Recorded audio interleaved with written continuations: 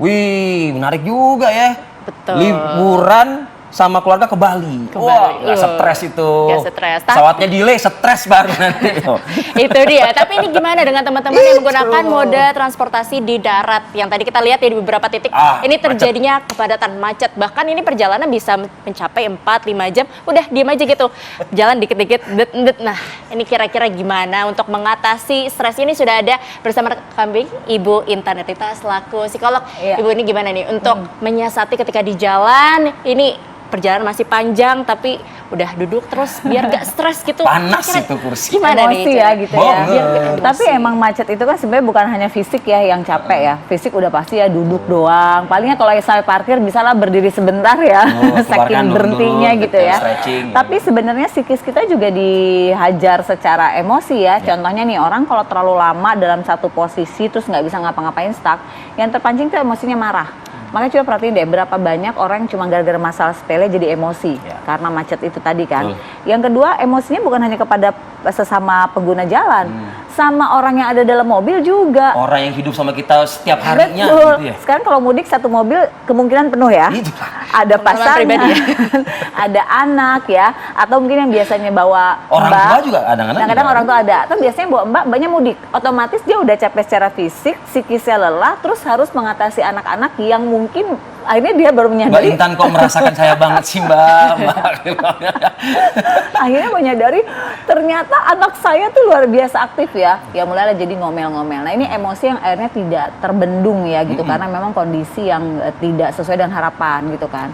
Saya sebetulnya nggak mau mengatakan itu normal kan ya Mbak. Sebetulnya nggak mau mengatakan itu. Tapi ya normal nggak sih gitu. Jadi gini, memang kepancing emosi itu pasti terjadi kalau kita stuck di satu posisi. Itu udah pasti deh. Karena apa? Kejenuhan, ya, bosan, pegel, capek, lelah, itu udah pasti emosi kita terpancing. Normal nggak normalnya gini, kalau kita menjadi marahnya, emosionalnya tidak terkontrol, itu nggak normal. Karena bawaannya kita mau ribut sama orang aja. Betul. Ya kan? Ada misalnya, let's say ada orang jualan nggak salah apa-apa. Ini ngapain sih orang jualan sih? Jadi akhirnya orang nggak salah pun diomel-omelin gitu.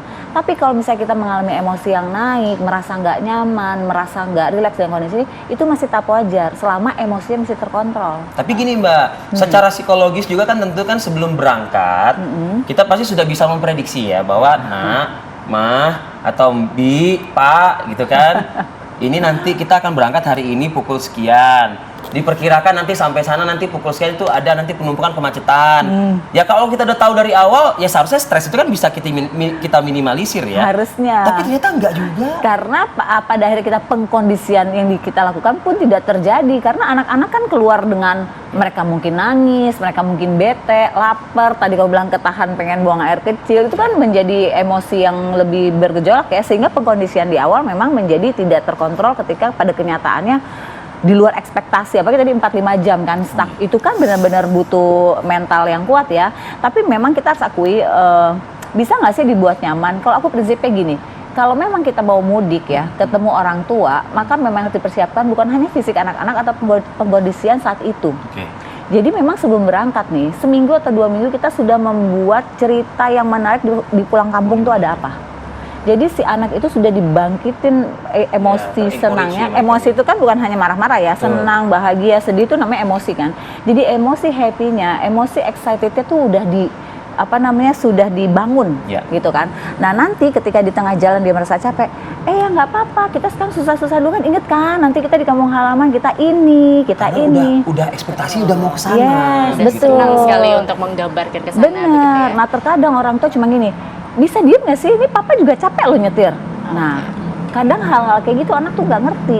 Betul. Nah, tapi kalau anaknya masih nggak sabaran juga, ini kira-kira bagaimana? Kita akan mengetahui sesaat lagi ya. Bu Intan, usai jeda berikut tetaplah bersama kami di Apa Kabar Indonesia Pagi.